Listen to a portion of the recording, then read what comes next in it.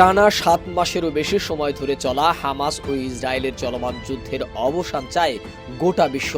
এরই মধ্যে কয়েকবার বিভিন্ন মেয়াদে যুদ্ধবিরতি হলেও এবার দীর্ঘমেয়াদী যুদ্ধবিরতির দিকে যেতে পারত ইসরায়েল ও হামাস। তবে নেতানিয়াহুর একঘেয়ামিতে তাও ভেস্তে গেছে। এবার এক শর্তে যুদ্ধবিরতি হতে পারে বলে জানিয়েছে মার্কিন প্রেসিডেন্ট জো বাইডেন। কি সেই শর্ত? ইসরায়েল ও হামাসের মধ্যকার যুদ্ধবিরতির কাছে গিয়েও আবার দূরে সরে গেছে ইসরায়েল। হামাস যুদ্ধবিরতির প্রস্তাবে রাজি থাকলেও ইসরায়েল হাঁটছে উল্টো পথে, যে কারণে যুদ্ধবিরতির আলোচনার মধ্যেই রাফায় হামলা চালিয়েছে ইসরায়েলি সেনারা। যদিও যুক্তরাষ্ট্র এই হামলার বিষয়ে আগেই ইসরায়েলকে সতর্ক করেছিল, তবে সেই হুঁশিয়ারি উপেক্ষা করে হামলা করেছে নেতানিয়াহু। ফিলিস্তিনের অবরুদ্ধ গাজা উপত্যকায় বন্দী ইসরায়েলি সব জিম্মিকে হামাস মুক্তি দিলে সোমবার যুদ্ধবিরতি সম্ভব বলে জানিয়েছে জো বাইডেন।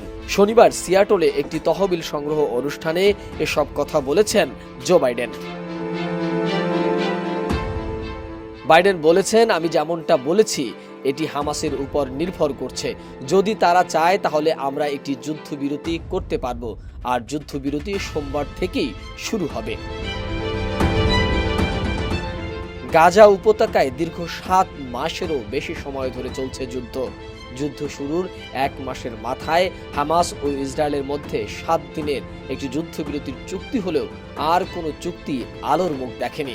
দীর্ঘদিন যুদ্ধবিরতি স্থবির হয়ে থাকার পর গত সপ্তাহে আলোচনায় গতি আসে। এক পর্যায়ে মধ্যস্থতাকারীদের দেয়া যুদ্ধবিরতির প্রস্তাবে রাজিও হয় হামাস। তবে ফিলিস্তিনি স্বাধীনতাকামী সংগঠনটি রাজি হলেও ইসরায়েলের টালবাহানায় শেষ পর্যন্ত কোনো চুক্তি ছাড়াই এবারের কায়রো আলোচনা শেষ হয়েছে।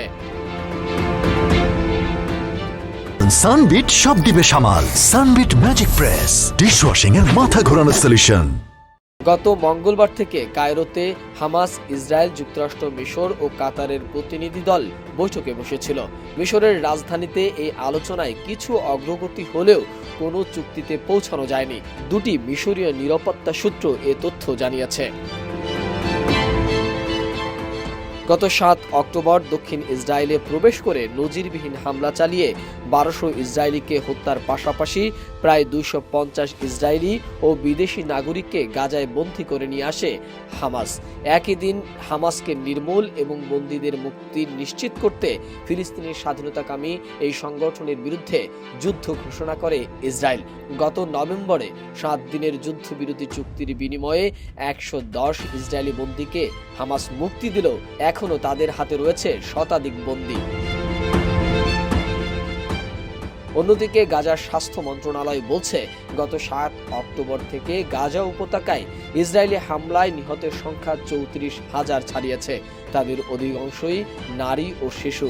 এছাড়া এ পর্যন্ত ৭৭,০০০-এর বেশি মানুষ আহত হয়েছে। মোহাম্মদ সোহাগ বিশ্বাস, ডেস্ক রিপোর্ট, এটিএন নিউজ।